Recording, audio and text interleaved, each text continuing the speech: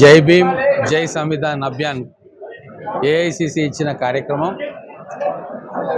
గతంలో జిల్లా సన్నాహక సమావేశాలు చేసుకున్నాం. ఈరోజు మహబూబ్నగర్ మండలానికి సంబంధించిన ముఖ్య నాయకులు కార్యకర్తల సన్నాహక సమావేశం ఏప్రిల్ 2వ తారీఖు నుంచి కార్యక్రమం ప్రారంభం కాబోతూ ఉంది.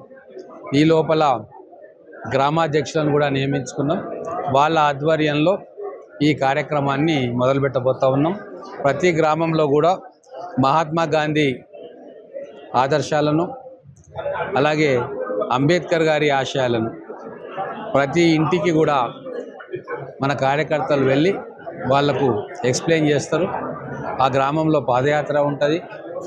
అలాగే దాంతోపాటుగా మా కాంగ్రెస్ ప్రభుత్వం చేస్తున్న సంక్షేమ కార్యక్రమాలు, ఏ ఇంటికి ఏ కార్యక్రమాలు వస్తున్నాయి వాటి మీద కూడా ప్రతి ఒక్కరికి కూడా తెలియజేసే కార్యక్రమం.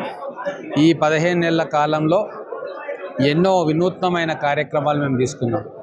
గ్రామాల్లో కూడా అనేక అభివృద్ధి కార్యక్రమాలను చేపట్టాం.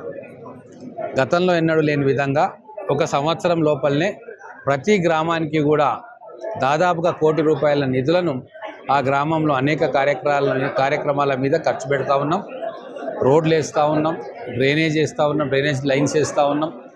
వాటర్ సప్లై విషయంలో బోర్లు కావచ్చు, ట్యాంకులు కావచ్చు, వీటి మీద కూడా దృష్టి పెట్టినాం.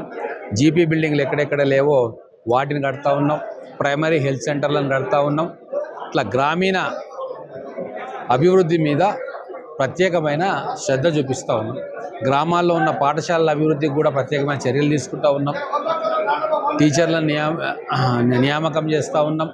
కొత్తగా రెవెన్యూ వ్యవస్థలోని ఇంతకుముందు అసిస్టెంట్లుగా ఉన్న వాళ్ళని కూడా మళ్ళీ తిరిగి గ్రామాలకు పంపదలుచుకున్నాం. ఇట్లా ప్రతినిత్యం ప్రభుత్వాధికారులు ప్రజలతోటి సంబంధాలు పెట్టుకొని వాళ్ళ సమస్యలను అక్కడికక్కడే సాల్వ్ చేసే కార్యక్రమం. వీటన్నిటికీ మించి రైతు రుణమాఫీ చేసినాం, రైతు భరోసా చేసినాం, ఇందిరమ్మ ఆత్మీయ భరోసాను పూర్తి చేసుకున్నాం, ఇందిరమ్మ ఇండ్లను కూడా మొదలుపెట్టుకున్నాం. మేము 6 గ్యారంటీలు ఏదైతే ఇచ్చినామో వాటిని అన్నిటినీ కూడా ఒక్కొక్కటిగా తీర్చే ప్రయత్నం మేము చేస్తూ ఉన్నాం. ఇంకా దాదాపుగా 4 సంవత్సరాలు అంటే 3.5 సంవత్సరాలు ఉంది మాకు. చేసిన ప్రతి వాగ్దానాన్ని కూడా నెరవేర్చే పనిలో మా ప్రభుత్వం కానీ మా ముఖ్యమంత్రి గారు కానీ ఉన్నారు. అధికారులందరూ కూడా ఆదేశాలు ఇవ్వడం జరిగింది. 1కి 2 సార్లు లబ్ధిదారుల ఎంపికలో మీరు క్రియాశీలక పాత్ర పోషించాలి. ఎవరిని పడితే వాళ్ళని తీసుకొచ్చి లబ్ధిదారులుగా పెట్టకూడదు. నిజమైన పేదలకు మాత్రమే సంక్షేమ పథకాలు అందాలన్న లక్ష్యంతో కార్యక్రమం చేస్తూ ఉన్నాం. వీటన్నిటినీ కూడా మా ఈ కార్యక్రమం ద్వారా, ఈ పాదయాత్ర ద్వారా ప్రతి గ్రామంలో ప్రతి ఇంటికి కూడా మా కార్యకర్తలు చేరవేస్తారు.